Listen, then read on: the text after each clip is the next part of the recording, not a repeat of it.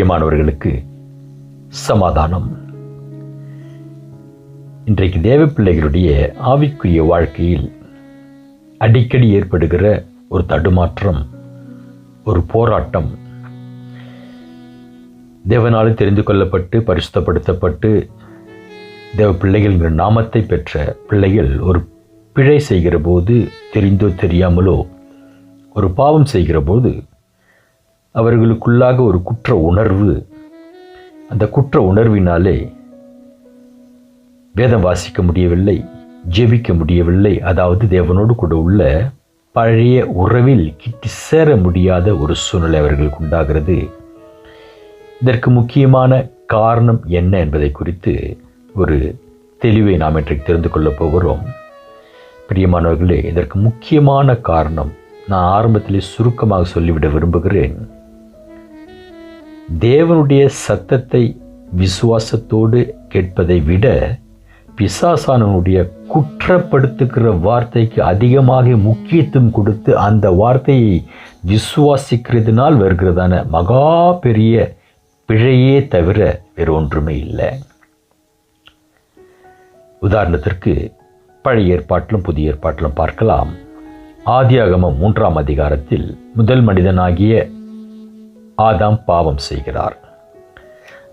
பாவம் செய்தபடினாலே தேவன் அவரை தேடி வருகிற பொழுது தேவனுடைய சத்தத்தை கேட்டு தான் நிர்வாணியாய் இருப்பதை உணர்ந்து மரத்திற்கு பின்பாக ஓடி ஒளிந்து கொள்கிறார்.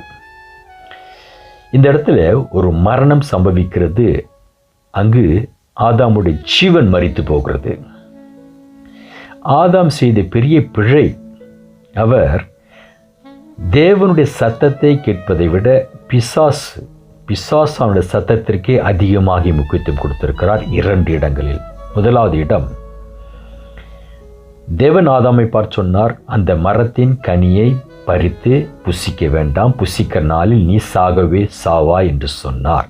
ஆனால் ஆதாம் அந்த வார்த்தை விசுவாசியாமலும் அதற்கு முக்கியத்துவம் கூடாமலும் பிசாசு சொன்ன வார்த்தையாகிய நீ அந்த மரத்தின் கனியை பறித்து புசிக்கலாம், அதை சாப்பிடுகிற நாளில் உன் கண்கள் திறக்கப்பட்டு நீ தேவ தூதர்களைப் போல இருப்பாய், தேவனைப் போல இருப்பாய் என்று சொன்ன வார்த்தையை அவன் விசுவாசித்தபடினாலே, அதாவது தேவனுடைய வார்த்தைக்கு முக்கியத்துவம் தராமல் பிசாசின் வார்த்தைக்கு முக்கியத்துவம் தந்தபடினாலே முதல் பிழை, முதல் பாவம், அவன் மரித்து போகிறான், அதாவது நிர்வாணியாக போய்விட்டான்.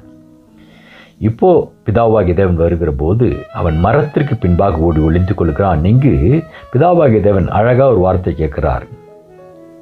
ஏன் ஒளிஞ்சு கொண்டிருக்கிற அப்படி கேட்கிறப்போ அவன் சொல்லுகிறான், நான் நிர்வாணியாய் இருப்பதை உணர்ந்து. அப்ப பிதா கேட்கிறார், நிர்வாணி என்று உனக்கு அறிவித்தவன் யார்? நீ நிர்வாணி என்று உனக்கு அறிவித்தவன் யார் என்று சொல்லுகிற பொழுது அப்ப யாரோ ஒருவன் ஆதாமோடு கூட பேசி இருக்கிறான், அவன் உணர்த்திருக்கிறான் நீ நிர்வாணி, அதாவது நீ பாவம் செய்துட்டு அதனால் நிர்வாணியாக இருப்பதை போல அவனுக்கு எடுத்து சொன்னது யார்? அந்த இடத்துல, அந்த தோட்டத்தில் 3 பேர் இருக்கிறாங்க. ஆதாம், ஏவாள், 3வது சர்ப்பத்தின் உருவில் வந்த பிசாசானவன். இப்போ ஏவாள் அதை சொல்லியிருப்பதற்கு வாய்ப்பில்லை. ஆகவே 2வது முறையும் கூட அங்கு ஆதாம் செவி கொடுத்தது பிசாசனுடைய வசனத்திற்கு, பிசாசனுடைய குற்றப்படுத்துகிற வார்த்தைக்குத்தான். ஆகவே தான் அவன் தான் நிர்வாணி, அதாவது தன் பாவம் செய்துவிட்டேன் என்பதை பிசாசு சொன்ன வார்த்தை கேட்டு விசுவாசித்து தேவனுடைய வருகைக்கு, தேவனுடைய பிரசன்னத்திற்கு விலகி மரத்திற்கு பின்பாக ஓடி ஒளிந்து கொண்டான். ஆகவே அவனது ஜீவன் அங்கு மரித்து போனது. புதிய ஏற்பாட்டு வருகிற போது யூதாஸ் காரியத்தும் கூட கர்த்தராகிய இயேசு கிறிஸ்துடைய போதனைகளுக்கு செவிகொடாமல் அவனுக்குள் இருந்ததான பண ஆசை, அதற்கே முக்கியத்துவம் கொடுத்து வந்தான், பாவம் செய்தான். பாவம் செய்த பிறகு கூட அவன் என்ன செய்கிறான்? இயேசு கிறிஸ்துடைய போதனை நினைவு கூறவில்லை, இயேசு கிறிஸ்து சத்தியங்கள் நினைவு கூறவில்லை, அவனுக்குள் உள்மனது அவனை குற்றப்படுத்தின. ஏன்னா இப்போ அவன் பாவம் செய்தபடினாலே பாவத்தில் விழுந்து விட்டான், அதாவது உலகத்தில் விழுந்து விட்டான். உலகத்தின் அதிபதியாகிய அவனது உள்மனது இப்போ அதனை குற்றப்படுத்துகிறது. இயேசு கிறிஸ்துவை நோக்கி பார்ப்பதற்கோ இயேசு கிறிஸ்துவிடத்தில் திரும்பி போவதற்கு உனக்கு தகுதி இல்லை என்று குற்றப்படுத்தினது நிமித்தமே அந்த வார்த்தைக்கு முக்கியத்துவம் கொடுத்து கிறிஸ்துவை விட்டு தூரமாக ஓடி போய் நாண்டு கொண்டு செத்தான். இங்கும் கூட ஒரு மரணம் நிகழ்வுபட்டது. அது சரீர பிரகார மரணம், ஆத்துமாவும் மரித்து போகிறதான மரணமாய் போயிற்று. இப்போ இந்த 2 மரணங்கள் நிமித்தம், இந்த 2 சம்பவங்கள் நிமித்தம் முக்கியமாக ஒரு காரணத்தை தெரிந்து கொள்ளலாம்.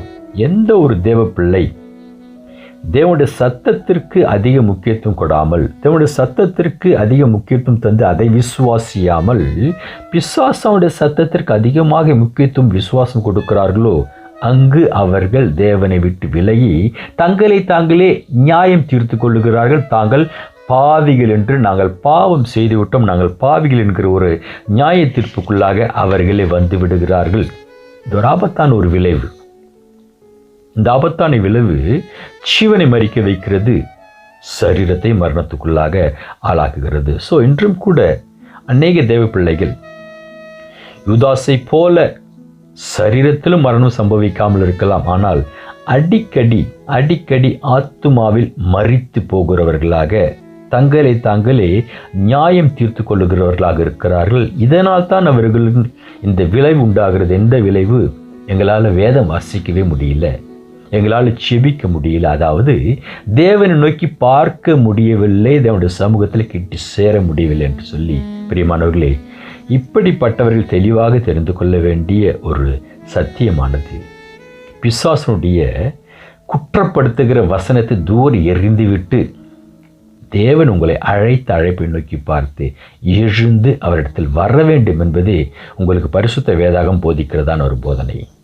இன்றைய போதனையின் மூலமாக அல்லது இன்றைய வேத தியானிப்பின் மூலமாக நான் தெளிவாக சொல்ல விரும்புகிற ஒரு காரியம், சில வேளை ஏதோ பாவங்கள் செய்வதற்கு, குற்றங்கள் செய்வதற்கு உங்களை நான் ஊக்குவிக்கிறேன் என்பதனுடைய தோரணத்தில் இந்த ஒரு தேவ செய்தியை நீங்கள் எடுத்துக்கொள்ள வேண்டாம் என்று சொல்லி நான் தயவாக கேட்கிறேன். என்னால் பாவத்தையோ பிழையையோ அல்லது கிருபை இருக்கிறது, எல்லா பாவத்தையும் செய்துவிடலாம் என்பதான அப்படிப்பட்ட போதனைக்குள்ளாக நான் வருகிறவன் அல்ல. ஆனாலும் பாவத்தின் நிமித்தம் தங்களை தாங்களே நியாயம் தீர்த்து கொள்ளுகிற பிள்ளைகளுடைய எதிர்காலம் எப்படியாய் மாறு போகிறது என்பதை நான் தெளிவுபடுத்துவதற்காகவே இந்த ஒரு செய்தியை உங்களுக்கு ஆயத்தப்படுத்தி கொண்டு வருகிறேன். ஆகவே இன்று ஒரு தேவ பிள்ளை ஒரு பாவம் செய்கிற போது அல்லது ஒரு பிழை தெரிந்தோ தெரியாமலோ செய்கிற போது அவரது நிலைமை என்னவாக இருக்கிறது? அவர் பாவியாக மாறிவிட்டாரா? பாவம் செய்தபடினாலே பாவியாக மாறிவிட்டாரா? அல்லது நீதிமான்கிறதான அந்த அடையாளத்தை விட்டு விலகிவிட்டாரா என்று சொல்லி கேட்டால், நான் உறுதியாகவும் பரிசுத்த வேதாகமத்தின் வசனங்கள் அடிப்படையில் தெளிவாக சொல்லுவேன், இல்லவே இல்லை. நீங்கள் பரிசுத்தவானாகவே இருக்கிறீர்கள், தேவனுடைய பிள்ளையாகவே இருக்கிறீர்கள், நீதிமான்களாகவே தான் இருக்கிறீர்கள் என்பதை நான் உங்களுக்கு பல வசனங்கள் மூலமாக அடையாளம் காட்ட முடியும். உதாரணத்திற்கு முதலாவதாக ஒரு வசனம், யாக்கோபு எழுதின நிருபம் 5ஆம் அதிகாரத்தின் கடைசி வசனமாகிய 20வது வசனம், தப்பிப்போன மார்க்கத்தினின்று பாவியை திருப்புகிறவன் ஒரு ஆத்துமாவை மரணத்தின்று ரட்சித்து திரளான பாவங்களை மூடுவான் என்று அறிய கடவன். இந்த வசனம் அழகாக பரிசுத்த ஆவியானவரால் எழுதப்பட்டிருக்கிறது. நான் அடிக்கடி சொல்வது போல வசனங்களை ரசித்து வாசிக்கிற பொழுது பரிசுத்த ஆவியானுடைய அந்த ஞானமானது நமக்கு விளங்க பண்ணும். முதலாவது அவர் தொடங்குகிறார், தப்பிப்போன மார்க்கத்தினின்று பாவியை திருப்புகிறவன். ஒரு பாவி திரும்பி விட்டான், தவறான போன வழியை விட்டு திரும்பி விட்ட பிறகு அடுத்து வசனம் சொல்லுது பாருங்க, அவனை பாவி என்று அடையாளம் காட்டவில்லை, ஒரு ஆத்துமாவை மரணத்தின்று ரட்சித்து. அதாவது தப்பிப்போனவன் பாவியாய் இருக்கிறான், அவன் திருப்பப்பட்ட பிறகு அவன் பாவி அல்ல, ஒரு ஆத்துமாவாக தேவனுடைய பார்வையில் பார்க்கப்படுகிறான். ஆகவே ஒரு ஆத்துமாவை மரணத்தின்று ரட்சித்து திரளான பாவங்களை மூடுவான். இப்போ அவனுடைய பாவங்கள், அவனுடைய மீறுதல் எல்லாம் மூடப்பட்டு விட்டன. எப்படி மூடப்பட்டு விட்டன? கர்த்தராகிய இயேசு கிறிஸ்துவின் பரிசுத்த இரத்தத்தினாலே மூடப்பட்டு விட்டபடினால் அவனுக்குள் இருந்த பாவம் இப்போ தெரிவதில்லை. ஆகவே தான் அவனை ஆத்துமா என்று வேதம் சொல்லுகிறது. எப்படிப்பட்ட ஆத்துமா? இயேசு கிறிஸ்துவின் கல்வாரி இரத்தத்தினாலே பாவங்கள் கழுவப்பட்டு மூடப்பட்ட ஒரு ஆத்துமா. ஆகவே இப்படிப்பட்ட ஒரு ஆத்துமா பாவி அல்ல, தேவனால பரிசுத்தப்படுத்தப்பட்ட ஒரு ஆத்துமா என்பது பரிசுத்த வேதாகமம் தெளிவாக சொல்லுகிறது. ஆகவே தான் 1 தீமோத்தேயு 1ஆம் அதிகாரம் 15ஆம் வசனத்தில் பாவிகளை ரட்சிக்க கர்த்தராகிய இயேசு கிறிஸ்து பூமிக்கு வந்தார். அப்போ பாவி ரட்சிக்கப்பட்டான் என்று சொன்னால் பாவத்தில் மூழ்கி கொண்டிருந்த ஒருவனை அதிலிருந்து தூக்கி எடுத்து விட்டார் இயேசு கிறிஸ்து. இப்பொழுது அவன் பாவி அல்ல, அவன் பரிசுத்தவானாக இருக்கிறான். அநேக வசனங்கள் உதாரணத்துக்கு நீங்கள் வாட்சி பாருங்கள். ரோமர் நிருபம் 3ஆம் அதிகாரம் 23-24, ரோமர் 3:23-24 கிருபையினால அந்த வசனத்தை வாசிக்கலாம். எல்லாரும் பாவம் செய்து தேவ மகிமை அற்றவர்களாகி இலவசமாய் அவருடைய கிருபையினாலே கிறிஸ்து இயேசுவில் உள்ள மீட்பை கொண்டு நீதிமான்கள் ஆக்கப்படுகிறார்கள் என்று சொல்லுகிறார். அப்போ தொன்று தொட்டு கிறிஸ்து இயேசுடைய கிருபையினாலே அவரது மீட்பை கொண்டு நீதிமான்களாக்கப்பட்டு கொண்டு வந்தார்கள். இன்றைக்கும் நீதிமான்களாக்கப்பட்டு கொண்டிருக்கிறார்கள். இனிமேலும் நீதிமான்களாக்கப்படுவார்கள். கர்த்தர் நாமத்திற்கு மகிமை உண்டாவதாக. இப்போ பாருங்க, கவனிக்கப்பட வேண்டிய ஒரு விஷயம், திரளான பாவங்கள் மூடப்பட்டபடியினாலே நமது பாவம் நீங்கி நாம் நீதிமான்களாக்கப்பட்டோம். கர்த்தராகிய இயேசு கிறிஸ்துடைய இலவசமான மீட்பினாலே நாம் நீதிமான்களாக்கப்பட்ட பிறகு இப்போ நாம் இன்றைக்கு நம்முடைய நிலைமை எடுத்துக்கொள்வோம். ஏதோ நாம் இதற்கு முன்பாக செய்த அந்த பாவங்களை விட்டு மாறிவிட்டோம். தேவ தூதர்களைப் போல பரிசுத்தமாக மாறிவிட்டோம். முன்பு செய்த பிழைகள், முன்பு செய்த பாவங்கள் இப்பொழுது நம்மக்கிட்ட இல்லவே இல்லை என்று சொல்ல முடியுமா? இல்லை. அதாவது எல்லாருமே நாம் ஏதோ கற்பனை பண்ணி பார்த்து வைக்கிற போல 100% பரிசுத்தவான்களாக மாறிடலை, 100% நீதிமான்களாக மாறிவிடவில்லை. ஆனாலும் பரிசுத்த வேதாகம் நமக்கு இப்பொழுது புதிய அடையாளத்தை கொடுத்திருக்கிறது. இதற்குன்பு நாம் பாவிகளாக இருந்தோம். இப்பொழுது ஒரு புதிய அடையாளம் நமக்கு. நாம் பரிசுத்தவான்கள், நாம் நீதிமான்கள், தேவனுடைய பிள்ளைகள். இந்த அடையாளத்தை பெற்றுக்கொண்டிருக்கிற நாம முற்றுமுடைய நம்முடைய பாவங்கள் நீக்கப்பட்டு, அதாவது நாம் பாவமே செய்யாத வாழ்க்கையில் வாழ்கிறோம் என்று சொல்லி உறுதியாக நம்ம சொல்ல முடியாது. ஆனாலும் அந்த அடையாளத்தை வேதம் நமக்கு தந்திருக்கிறது சொன்னால் அதற்கு காரணம் நம்முடைய கிரியை அல்ல. சிலுவையில் பலியான ஆட்டுக்குட்டியானவரை விசுவாசத்தோடு நோக்கி பார்த்ததினால் நமக்கு இலவசமாக கிடைக்கப்பட்ட ரட்சிப்பு. அதாவது ஒரு வகுப்பில் ஒரு மாணவன் அந்த வருடம் முழுவதும் அவனுக்கு நடத்தப்பட்ட பாடத்தை படித்து அவனது சுய அறிவினாலே, திறமையினாலே பரீட்சையில் பதில்களை தந்து பாஸ் பண்ணான்னு சொன்னால் அது கிரியை. அவனுடைய கிரியையினாலே அவன் தேர்ச்சி பெற்று அடுத்த வகுப்புக்கு போனான். ஆனால் இன்னொரு மாணவன் ஒன்றுமே செய்யலை, ஒரு பாடமும் படிக்கலை, ஒரு பரீட்சைக்கும் சரியான பதில் எழுதலை. ஆனாலும் அவனும் வகுப்பு மாறி போகிறான் பாருங்க. அது தேவனுடைய கிருபை. அவனுடைய ஆசிரியரால் இலவசமாக அவனுக்கு கொடுக்கப்பட்ட ஒரு மீட்பு. இதில் தெளிவு வேணும் வச்சிங்களேன். ஆகவே நாம் நீதிமான்கள் அல்லது தேவனுடைய பிள்ளைகள், பரிசுத்தவான்கள் என்ற பெயர் பெற்றபடினாலே, அடையாளத்தை பெற்றபடினாலே நாம் 100% நீதிமான்களாக வாழ்கிறோமானா என்றால் இல்லை. நமக்கே தெரியும், நம்முடைய வாழ்க்கையை நாம் நிச்சயமாக அறிவோம். ஆனால் வசனம் சொல்லுது பாருங்க, 2 கொரிந்தியர் 5ஆம் அதிகாரம் 17வது வசனம். இன்றைய வேத வசனத்தினுடைய முக்கியமான ஒரு வசனம் இது. 2 கொரிந்தியர் 5ஆம் அதிகாரம் 17ஆம் வசனத்தில், இப்படி இருக்க ஒருவன் கிறிஸ்துக்குள் இருந்தால், எப்படி இருக்க வசனம் தொடங்குறது, இப்படி இருக்க சொன்னால் தப்பிப்போன மார்க்கத்திலிருந்து ஒருவனை திருத்தப்பட்ட பிறகு அவனுடைய பாவங்கள் எல்லாம் கர்த்தராகிய இயேசு கிறிஸ்துவினாலே மூடி சுத்திகரிக்கப்பட்ட பிறகு, அல்லது சிலுவையில் பலியான ஆட்டுக்குட்டியானவரை விசுவாசத்தோடு நோக்கி பார்த்த அந்த விசுவாசத்தினால் நமக்கு கிடைக்கப்பட்ட கிருபை என்கிறதான ரட்சிப்பை பெற்ற பிறகு, இப்படி இருக்க ஒருவன் கிறிஸ்துக்குள்ளிருந்தால் புது சிருஷ்டியாயிருக்கிறான், பழையவைகள் ஒழிந்து போயின, எல்லாம் புதிதாயின.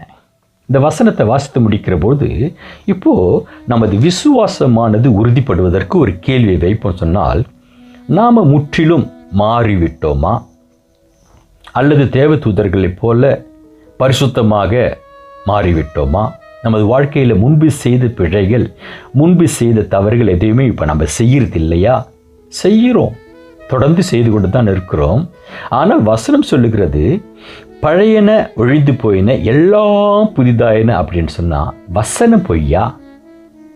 வசனம் பொய்யா? ஒருவன் கிறிஸ்துக்குள் இருந்தால் புது சிருஷ்டியாக இருக்கிறான், பழையவைகள் ஒழிந்து போயின, எல்லாம் புதிதாயின வேதம் சொல்லுது. அப்போ எனக்குள்ளே இன்னும் பழசெல்லாம் மறந்து போய் நான் புதுசாக மாறல. நேற்றைக்கு செய்த பிழைகளை இன்றைக்கு செய்து கொண்டிருக்கிறேன். நீங்களும் அப்படித்தான். நமக்குள்ளே இதெல்லாம் மறைப்பதற்கு ஒன்றுமே இல்லை. அப்படி சொன்னால் வசனம் பொய்யா? இல்லை. கர்த்தருடைய வசனம் ஒரு நாளும் பொய் சொல்லாது. நம்முடைய வாழ்க்கை நமக்கு தெரியும். என்ன, எப்பொழுது, எந்த சூழ்நிலையில் இந்த வசனம் நம் வாழ்க்கையில் செயல்படுகிறது, எப்பொழுது எல்லாம் புதிதாய் மாறுகிறது சொன்னால், தேவனுடைய சத்தத்தை கேட்கும்போது, தேவனுடைய சத்தத்தை கேட்டு அது விசுவாசிக்கிற பொழுது நமது வாழ்க்கையில் எல்லாமே புதிதாய் போகின்றன. ஆனால் மாறாக பிசாசுடைய சத்தத்தை கேட்டு நாம் பாவி என்கிறதான குற்ற உணர்வு நமக்குள்ளே உண்டாகிற பொழுது எதுவுமே புதிதாகாது. கர்த்தர் நாமத்திற்கு மகிமை உண்டாவதாக. சுப்ரியமானவர்களே, எப்படி நாம் எல்லாம் புதிதாயின என்பதற்கு ஏற்ப ஒரு விசுவாசத்தின் அடிப்படையில் தொடங்கின ஓட்டத்தை ஓடி முடிக்கலான்னா, இயேசு கிறிஸ்து சொல்கிறார் பாருங்க, ஒரு வேலைக்காரன் 2 எஜமானுக்கு ஊழியம் செய்யக்கூடாது. ஒரு மனிதன் 2 படகுல பயணம் செய்யக்கூடாது. அப்போ ஒரு வேலைக்காரன் 2 எஜமானுக்கு ஊழியம் செய்யக்கூடாதுன்னு சொன்னால், ஒரு வேலைக்காரன் உலகத்தின் அதிபதியாகிய இந்த உலகத்திலும் ஜீவிக்க முடியாது. வானத்திற்கு பூமிக்கும் பரிசுத்தவானாய் இருக்கிற தேவனாய் இருக்கிற கர்த்தராக இயேசு கிறிஸ்துக்கும் மகனாய் இருக்க முடியாது. இப்போ 2 இடத்துல ஒரு வேலைக்காரன் இருக்கவே முடியாது. ஒரு இடத்தை விட்டு இன்னொருத்தர் வந்து தான் ஆகணும். ஆகவே இதற்கு முன்பாக நாம் உலகத்தின் அதிபதியாக பிசாசுடைய பிள்ளைகளாக இருந்தோம். இப்போ நாம் பரிசுத்தவானாகி நம் தேவனுடைய பிள்ளைகளாக வந்துட்ட பிறகு 2 இடத்துல ஏதாவது ஒன்றில் தான் இருக்க முடியும். அப்போ ஒரு இடத்துல ஒரு பிழை செய்கிற பொழுது, ஐயோ நான் பாவத்தில் விழுந்துட்டு சொல்லி திரும்பவுமாக நாம் உலகத்தின் அதிபதியாகிய பிசாசுடைய பிள்ளைகளாக போய்விட முடியுமா? முடியாது.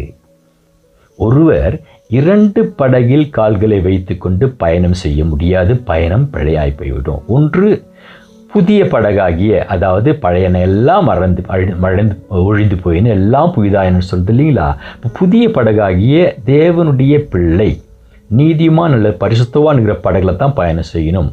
அல்லது இதற்கு முன்பு இருந்த உலகத்தின் அதிபதியாகிய அந்தகாரத்தில் இருந்த அந்த படகில் தான் பயணம் செய்ய வேண்டும். ஆகவே 2 படகுகளையும் 2 எஜமானுக்கும் ஒருவனும் ஊழியம் செய்ய முடியாது, பயணமும் பயணிக்க முடியாது. அதே போல தேவனுடைய சிருஷ்டிப்பில் தேவன் பகல் என்று ஒன்று உண்டாக்கினார், இரவு என்று ஒன்றை உண்டாக்கினார். இது 2ம் வெவ்வேறு. 2ஐயும் ஒரே நேரத்தில் சந்திக்க முடியாது, பார்க்க முடியாது. நான் பகலுக்குரியவர்களாக இருக்கிறோம் என்று வேதம் சொல்லுகிறது, வெளிச்சத்தில் நடக்கிறோம் என்று வேதம் சொல்லுகிறது. பகலுக்குரியவர்களாக நாம சில வேளை பகல் வந்த பொழுது சூரியன் மறைந்து அந்த வெளிச்சம் இல்லாமல் ஒரு இருள் வர வாய்ப்புண்டு. அநேக நாட்களில் பார்க்கலாம், குளிர் பிரதேசங்களில் வெயில பார்க்க முடியாது அநேக மாதங்களுக்கு. ஆனால் பகல் வேளையில் சூரியன் வரவில்லை, வெயில் வரவில்லை என்கிறபடினால அந்த பகல் வேலையை இரவு என்று அழைக்க முடியாது, இரவு என்றும் பெயர் கொடுக்க முடியாது. அது பகல் தான். அதற்கு உடைய அடையாளமானது அது பகல் பொழுது.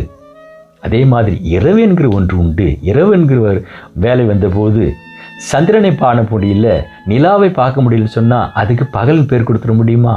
முடியாது. அது இரவு வேலை தான். ஆகவே 2ஐயும் ஒன்றோடு ஒன்று கலக்க முடியாது. பிரியமானவர்களே, யோவான் எழுதின சுவிசேஷம் 1ஆம் அதிகாரத்தில் கிறிஸ்து குறித்து வேதம் சொல்லுகிறது, அவருக்குள் ஜீவன் இருந்தது, அந்த ஜீவன் மனுஷருக்கு ஒளியாக இருந்தது, அந்த ஒளி இருளிலே பிரகாசித்தது. இருளில் பிரகாசிப்பதுதான் ஒளி. அந்த ஒளி எவனையும் பிரகாசிக்க செய்யுமா? எவரையும் பிரகாசிக்க செய்யும் மெய்யான ஒளியே அந்த ஒளி. அந்த ஒளியை குறித்து வேதம் சொல்லுகிற 2 கொரிந்தியர் 6:14 ஒளிக்கும் இருளுக்கும் சம்பந்தம் எது? ஒளி வருகிற போது இருள் நீங்கி போகிறது. ஒளி வருகிற போது இருள் நீங்கி போகிறபடினாலே ஒளி வந்த பிறகு நான் கொஞ்சம் இருளில் இருக்கிறேன், கொஞ்சம் ஒளியில் இருக்கிறேன் சொல்ல முடியும்னா முடியவே முடியாது. ஆகவே தேவனுடைய பிள்ளைகள்ங்கிற புதிய அடையாளத்தை, பரிசுத்தவான்கள் என்கிறதான புதிய அடையாளத்தை, நீதிமான்கள் என்கிறதான புதிய அடையாளத்தை பெற்றுக்கொண்ட நாம ஒரு பிழை செய்கிற போது, ஒரு தவறு செய்கிற போது, ஐயோ நான் பாவி ஆயிட்டேன், ஏன்னு சொன்னால் நான் பாவத்தில் விழுந்துட்டேனே, பாவியாகி விட்டேன் என்று சொன்னால் அது எப்படிங்க? நீதிமான் என்கிற ஒரு நபர் எப்படி பாவம் என்கிற ஒன்றையும், அதாவது பாவி என்கிற ஒரு அடையாளத்தை பெற்றுக்கொள்ள முடியும்? தேவனுடைய பிள்ளைகள் என்கிற நாமத்தை பெற்றுக்கொண்ட நாம ஒரு பாவம் செய்த போது திரும்பவும் எப்படியா நாம உலகத்தினுடைய அதிபதியாக பிசாசின் பிள்ளையாக மாறிட்டோம் சொல்ல முடியும்? இப்போ நம்மை நாமே வேத அறிவு அல்லது வேத வசனத்தினுடைய சரியான தெளிவில்லாதபடினால நியாயம் தீர்த்துக்கொள்கிறோம், குற்ற உணர்வுக்குள்ளாக விழுந்து விடுகிறோம். இந்த நியாயம் தீர்த்தலும் குற்ற உணர்வும் பிசாசுடைய சத்தம் நமக்குள் வருகிறபடினாலே அதற்கு நாம் முக்கியத்துவம் கொடுத்துட்டு, ஐயோ நான் பாவம் செய்துட்டேன் அதனால் பாவி என்று நான் ஒரு காரியத்தை ஒத்துக்கொள்கிறேன். உலக பிரகாரமாக பொய் சொல்லுகிறவர்களை பொய்யன்னு தான் அழைப்பாங்க. அதே மாதிரி பாவம் செய்கிறவர்களை பாவின்னு தான் அழைப்பாங்க. இப்போ தேவனுடைய பிள்ளையாக நான் வந்த பிறகும் நான் பாவம் செய்துட்டேன்னு அப்போ என்னென்று அழைப்பாங்க? பாவின்னு தானே அழைக்கணும் அப்படின்னு சொல்லி உலக பிரகாரமாக நீங்கள் ஒரு நீதியை, நீங்கள் ஒரு வாக்குவாதத்தை வைக்கிறீங்கன்னு சொன்னீங்கன்னா, நான் ஒரு வாக்குவாதத்தை அல்ல, உங்களுக்கு ஒரு விளக்கத்தை கொடுக்க விரும்புகிறேன். உதாரணத்துக்கு ஒரு சின்ன கதை. ஒரு பரிசுத்தவான், ஒரு நீதிமான், ஒரு நல்ல மனிதர், அவருக்கு ஒரு குழந்தை இருந்தது. அந்த குழந்தையானது ஒரு திருடனால, ஒரு கல்வனால களவு செய்யப்பட்டு கொண்டு போய்விட்டது. அதாவது ஒரு பரிசுத்தவானுடைய குழந்தை ஒரு திருடனாலே திருடிக்கொண்டு செல்லப்பட்டு விட்டது. இப்போ திருடனாலே திருடிக்கொண்டு செல்லப்பட்ட அந்த பரிசுத்தவானுடைய பிள்ளை திருடனிடத்தில் வளர்க்கிற போது அந்த பிள்ளை திருடனுடைய பிள்ளை என்கிற நாமத்தில் திருடனுக்குரிய சகல சுபாவங்களோடு கூட வளர்ந்து வருகிற வேளையில் அந்த பிள்ளை திருடும். ஏன்னா அவங்க தகப்பன் திருடனாக இருக்கிறான். அந்த திருட்டு தொழிலை பிள்ளைக்கும் அவன் போதித்து விட்டான். பிள்ளையும் இப்போ தகப்பனோடு சேர்த்து கொண்டு திருடுகிறதாகவே பிள்ளையும் இப்பொழுது திருடன் என்கிற நாமத்தில் தான் வளர்ந்து கொண்டு வருகிறான். காலம் வந்தபொழுது அந்த பரிசுத்தவான் தன் மகனை, தொலைந்து போன மகனை கண்டெடுத்து விடுகிறான், அடையாளம் கண்டு கொள்கிறான், பிள்ளையை மீட்டு வருகிறான், அவனை கழுவி சுத்திகரித்துக் கொள்கிறான். இப்பொழுது திருடனுடைய பிள்ளையாக வளர்ந்த அந்த பிள்ளையும் தன் தகப்பனை அடையாளம் தெரிந்து கொண்டு தகப்பனோடு கூட இணைந்து கொண்ட பிறகு இந்த பிள்ளையை இப்பொழுது உலகம் எந்த அடையாளத்தில் பார்க்கும் என்றால், திருடனுடைய பிள்ளை என்கிற அடையாளத்தில் பார்க்காது, பரிசுத்தவான் என்கிறவனுடைய மகனாகத்தான் பார்க்கும். பரிசுத்தவானுடைய மகன் என்கிற அடையாளம் அவனும் கொடுக்கப்பட்டபடினால் இவனும் இப்போ பரிசுத்தவானாகத்தான் வளருவான், தகப்பனோடு கூட இணைந்து. பிரியமானவர்களே கவனிங்க. ஆனாலும் பரிசுத்தவானிடத்தில் திரும்பின அந்த பிள்ளை, அவனுக்குள் இருக்கிறதான பழைய ஒரு காரியம் இருக்கு பாருங்க, திருடனாக வளர்ந்தான அந்த பலவீனத்தினால திரும்பமாக திருடக்கூடிய சூழ்நிலை உருவாகும். திரும்பமாக திருடக்கூடிய சூழ்நிலை உருவாவதற்கு காரணம் என்ன? உலகத்தின் அதிபதி இன்னும் இருக்கிறான். இயேசு கிறிஸ்து பாவிகளை ரட்சிக்க பூமிக்கு வந்தார். ஆனால் பாவத்தை அழிக்கவே இல்லை. இன்னும் உலகத்தில் பாவம் இன்னும் இருந்து கொண்டு தான் இருக்கிறது. ஆகவே தான் சொன்னா, ஏதோ உலகத்தின் அதிபதி வருகிறான். உலகத்தின் அதிபதியாகிய திருடனும் பொய்யனும் கல்வனும் பாவியுமாய் பாவங்களை செய்ய ஊக்குவிற பூமியில் இருக்கிறபடினால பரிசுத்தவானுடைய மகனாக வந்த இந்த பிள்ளையும் கூட திருடுகிறான்னு வச்சுங்க, அல்லது ஒரு பொய் சொல்றான் வச்சுங்க. இப்போ இந்த பிள்ளையுடைய அடையாளத்தை என்னன்னு சொல்லுவாங்க? உலகம் திருடனுடைய பிள்ளை திருடிட்டான்னு சொல்லுவாங்களா? இல்லை பரிசுத்தவானுடைய பிள்ளை திருடினான்னு சொல்லுவாங்களா? அடையாளம் ஒன்று இருக்கு இல்லைங்களா? எந்த அடையாளம்? நிச்சயமான அடையாளம். அவன் பரிசுத்தவானுடைய பிள்ளை தானே. பரிசுத்தவான் பிள்ளை என்கிறபடினால இவனும் பரிசுத்தவானத்தான் இருக்கிறான். இவன் திருடுனதுனால அல்லது மீண்டுமாக ஒரு தவறு செய்கிறபடினால இவன் பாவியுடைய பிள்ளைன்னு சொல்ற மாட்டாங்க. ஐயோ, அந்த பரிசுத்தவானுடைய பிள்ளை திருடினான். அடையாளம் திரும்பவுமாக மாறுவதில்லை. ஒரு முறை பிதாவாகிய தேவனுடைய கிருபையினால குமாரனாகிய இயேசு கிறிஸ்து கல்வார் ரத்தத்தினால கழுவி சுத்திகரிக்கப்பட்டு பாவம் நீங்கி பரிசுத்தமாக்கப்பட்ட நீதிமானாகிய தேவனுடைய பிள்ளைகளாக நமக்கு கொடுக்கப்பட்ட நாமம் என்றைக்குமே பரிசுத்தவான்கள், நீதிமான்கள். கர்த்தருடைய நாமத்திற்கு மகிமை உண்டாவதாக. இங்கே பிரச்சனை என்னன்னு சொன்னீங்கன்னா, ஏன் இந்த பரிசுத்தவானுடைய மகனாக மாறப்பட்ட அந்த பிள்ளை, அந்த மகன் ஒரு பிழை செய்கிற போது அல்லது திருட்டு செய்கிற போது, ஐயோ நான் திருடன பிள்ளையாக மாறிட்டேன், நான் திருட்டில் விழுந்துட்டேன் அப்படின்னு சொல்லி குற்ற உணர்வு உண்டாவதற்கான காரணம் என்னன்னு சொன்னால், அவனுடைய உள்மனது தேவனுடைய சத்தத்திற்கு முக்கியத்துவம் தராமல், தேவனுடைய சத்தத்திற்கு செவிகொடாமல், தேவனுடைய சத்தத்தை அதிகமாக விசுவாசியாமல் குற்றப்படுத்துகிறவனுடைய சத்தத்திற்கு அதிக முக்கியத்துவம் கொடுத்து, ஐயோ எங்கள் அப்பாவுக்கு விரோதமாக நான் பாவம் செஞ்சுட்டேன், நான் இனிமேல் ஜெபம் பண்ண முடியல, நான் வேதம் வாசிக்க முடியல, நான் அவரை நோக்கி பார்க்க முடியல. அதாவது ஆதாமை போல மரத்திற்கு பின்னாக ஓடி ஒளிந்து கொள்கிறதான ஒரு கட்டத்திற்கு தள்ளப்படுகிறான். யூதாஸ் காரியத்தை போல கர்த்தராகிய இயேசு கிறிஸ்து நோக்கி பார்ப்பதற்கு எனக்கு அருகதை இல்லை என்று சொல்லி தூரமாக ஓடி நாண்டு கொண்டு மாண்டு போனது போல இந்த உலகத்தின் அதிபதி பாவம் செய்கிற தேவ பிள்ளைகளை, பிழைகள் செய்கிற தேவ பிள்ளைகளை உள்ளான இருதயத்துக்குள் இரவும் பகலும் குற்றப்படுத்துகிறான். தேவனுடைய சமூகத்தில் குற்றப்படுத்துகிறவன் இங்கும் குற்றப்படுத்தி அவர்களை வஞ்சிக்கிறான். அந்த வஞ்சனையின் வலையில் அவர்கள் விழுந்து போகிறார்கள். பிரியமானவர்களே, நன்றாக கவனிங்க. நான் ஒரு கேள்வி வைப்பேன். உங்களுடைய வாழ்க்கையிலே நீங்கள் நன்மையை மாத்திரமே செய்தால்தான், நீங்கள் நீதியை மாத்திரமே செய்தால்தான் நீங்கள் நீதிமானாக, நீங்கள் பரிசுத்தவான்களாக இருப்பீர்கள் என்று சொன்னால், வசனம் தெளிவாக சொல்லுகிறது, நன்மையே செய்யத்தக்க நீதிமான் பூமியிலே ஒருவருமே இல்லை. இது கர்த்தராகிய இயேசு கிறிஸ்துவின் கல்வாரி இரத்தத்தினால் கழுவப்படுவதற்கு முன்பும் சரி, பின்பும் கூட சரி. இயேசு கிறிஸ்துவின் கல்வாரி இரத்தம் நம்ம திரளான பாவங்களை மூடின பிறகும் நாம் நன்மையே செய்கிறோம், நாம் நீதியே செய்கிறோம் சொல்லி யாரால் சொல்ல முடியுமா? ஒருவராலுமே இல்லை. ஆகத்தான் வசனம் தெளிவாக சொல்லுகிறேன், நன்மையே செய்யத்தக்க நீதிமான் பூமியில் ஒருவருமே இல்லையே. இப்போ நன்மையே செய்யத்தக்க நீதிமான் பூமியில் ஒருவரும் இல்லைன்றபடினால பிதாவாகிய தேவன் நமக்கு கொடுத்த புதிய அடையாளமாகிய நீதிமான், பரிசுத்தவான்கள், அவரது பிள்ளைகள் என்கிறதான அந்த அடையாளம் இல்லாமல் போயிடுமா? ஒரு நாளும் அது பொய்யாகாது. அவருக்கு தெரியும். அந்த அடையாளத்தை நமக்கு அவர் கொடுக்கிற போது அவர் தெரியும், என்னுடைய பிள்ளை திரும்பமாக பிழையில் விழுவான், பாவத்தில் விழுவான். தெரியும் தான் அவருக்கு. ஆனால் தெரிந்தாலும் கொடுத்தார் பாருங்க. அதான் அவரது இரக்கம், அவரது கிருபை. கர்த்தர் நாமத்திற்கு மகிமை உண்டாவதாக. இதற்கு ஒரு முக்கியமான காரணம் இருக்கிறது.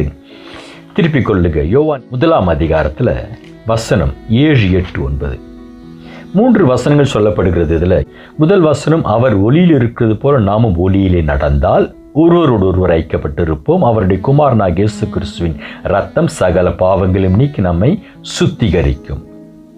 7வது வசனம் தெளிவாக சொல்லுகிறது, அவர் ஒளியில் இருக்கிறார், நாமும் ஒளியில் இருந்தால் அவருக்கு ஐக்கியப்பட்டிருப்போம். அவருடைய ரத்தம் நம்முடைய எல்லா பாவங்களையும் கழுவி சுத்திகரிக்கும்.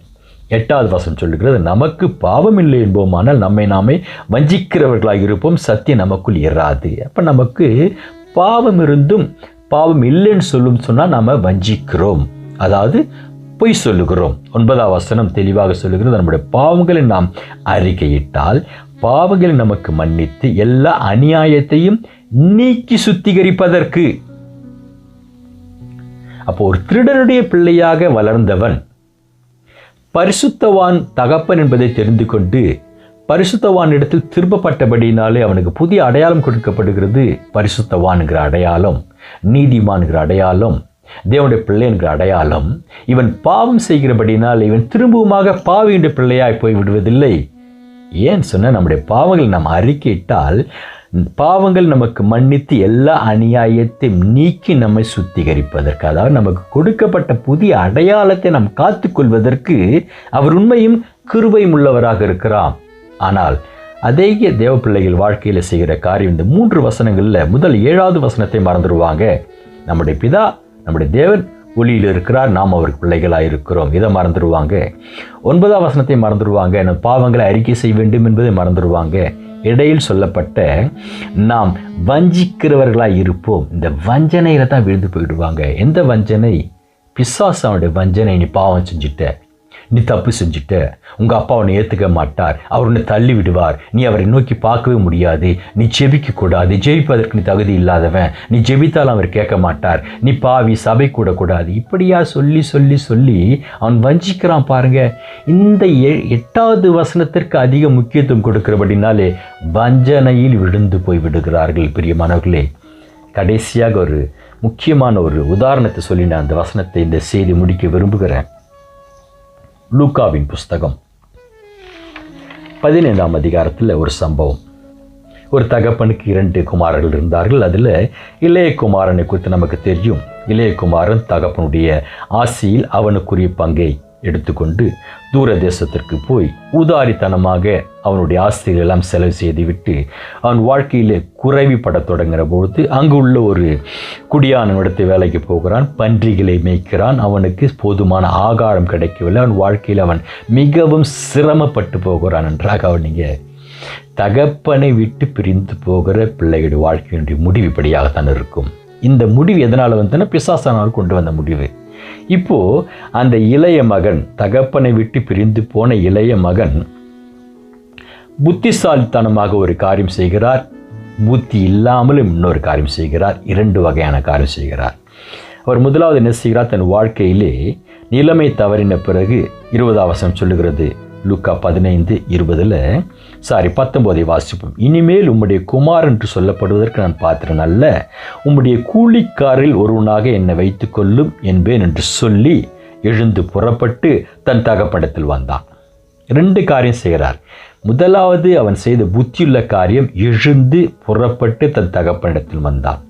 ஆதாமை போல ஓடி மரத்திற்கு பின்பாக ஒளிந்து கொள்ளவில்லை, அல்லது யூதாஸ் காரியத்தை போலவும் இயேசு கிறிஸ்து விட்டு தூரமாக ஓடிப்போய் நாண்டு கொண்டு மறிக்கவில்லை. அவன் எழுந்து தன் தகப்பனிடத்தில் வந்தான். பிரியமானவர்களே, அவன் செய்த ஒரு புத்தியுள்ள காரியம். ஏன்னு சொன்னால், சில வேளை அன்றைய தினத்தில் அவன் தகப்பனை போலவே அவன் இருந்த ஊரில் அல்லது அவன் சென்ற பக்கத்து ஊரில் வேறு வசதி உள்ளவர்கள் இருந்திருக்கக்கூடும். அவன் நினைத்திருந்தா, ஐயோ எங்கள் அப்பாட்ட நான் போக முடியாது, எங்கள் அப்பா கிட்ட நான் போனால் என்னை ஏற்றுக்க மாட்டார், ஆகவே நான் இன்னொரு வசதி உள்ள வீட்டில் போகிறேன் சொல்லி வேறு ஒரு இடத்துக்கு போயிருந்தான் சொன்னால், அதனுடைய பொருள் என்ன? ஆவிக்குரிய பொருள் சொன்னால், கிறிஸ்து விட்டு விலகி, கிறிஸ்துவை விசுவாசிக்கிற விசுவாசத்தை விட்டு விலகி வேறு மார்க்கத்துக்கு போகிறாங்க பாரு. இன்றைக்கு கர்த்தராக இயேசு கிறிஸ்து ரத்தத்தை ருசி பார்த்தவர்கள், அன்பை ருசி பார்த்தவர்கள், அவராலே கழுவி சுத்திகரிக்கப்பட்டவர்கள், அவர் ரத்தத்தை கால் கீழ் போட்டு மிதித்து வேறு மார்க்கத்துக்கு போயிடுறாங்க இல்லைங்களா? அது மாதிரி அவன் போகாமல் அவன் திரும்பவுமாக எங்கிருந்து புறப்பட்டு போனானோ அந்த இடத்துக்கு திரும்பி வந்தது அவன் செய்த புத்தியில் ஒரு காரியம். ஆனால் அவர் என்ன செய்கிறார்? அவருடைய உள்மனதுக்குள்ள ஒரு குற்ற உணர்வு வந்து விட்டது. ஏன் உள்மனதுக்குள்ள குற்ற உணர்வு வந்தது? தகப்பனை விட்டு பிரிந்து போயிட்டான்.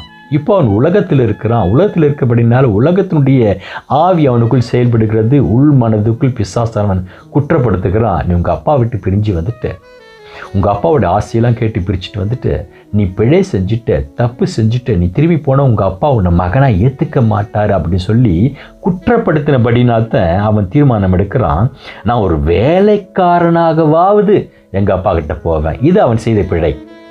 இதுதான் இன்றைக்கும் அநேக தெய்வ பிள்ளைகளுடைய வாழ்க்கையில் செயல்பட்டு கொண்டிருக்கிறது.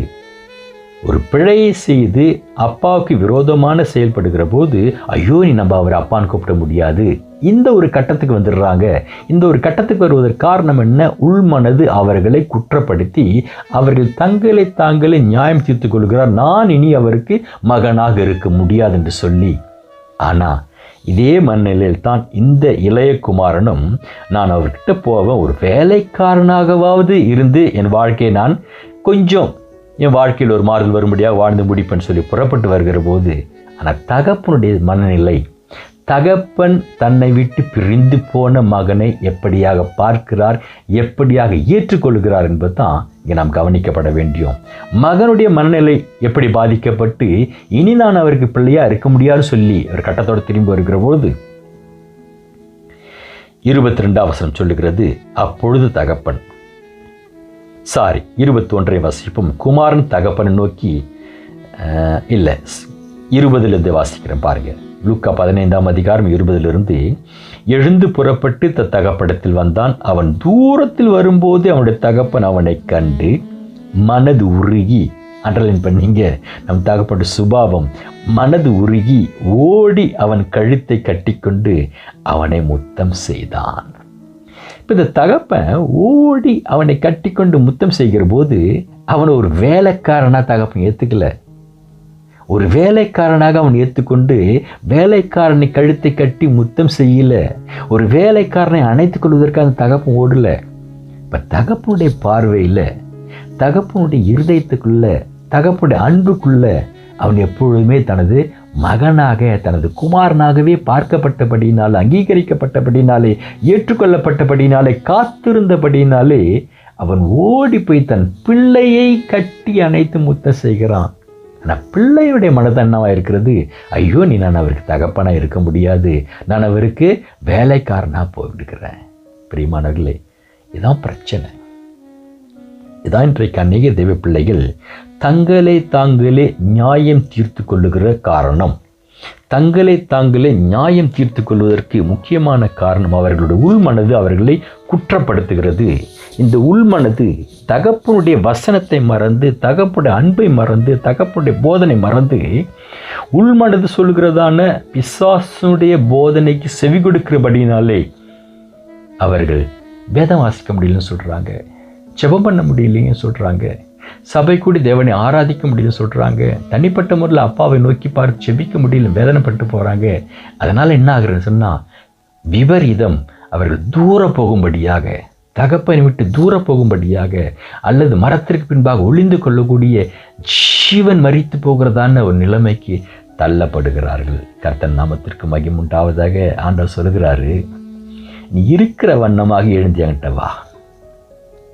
பிழை செஞ்சிட்டோம், தவறு செய்துட்டோம் என்கிறதான நாம் பாவி அல்ல, பாவம் தான் செய்தோமே தவிர பாவி அல்ல. ஒரு விசை உன்னுடைய பாவி என்கிறதான அந்த அடையாளத்தை கழுவி குமாரனாகிய இயேசு கிறிஸ்து ரத்தத்தினாலே சுத்திகரிக்கப்பட்டு உன் பாவங்கள் மூடப்பட்ட பிறகு நீ பாவி அல்ல.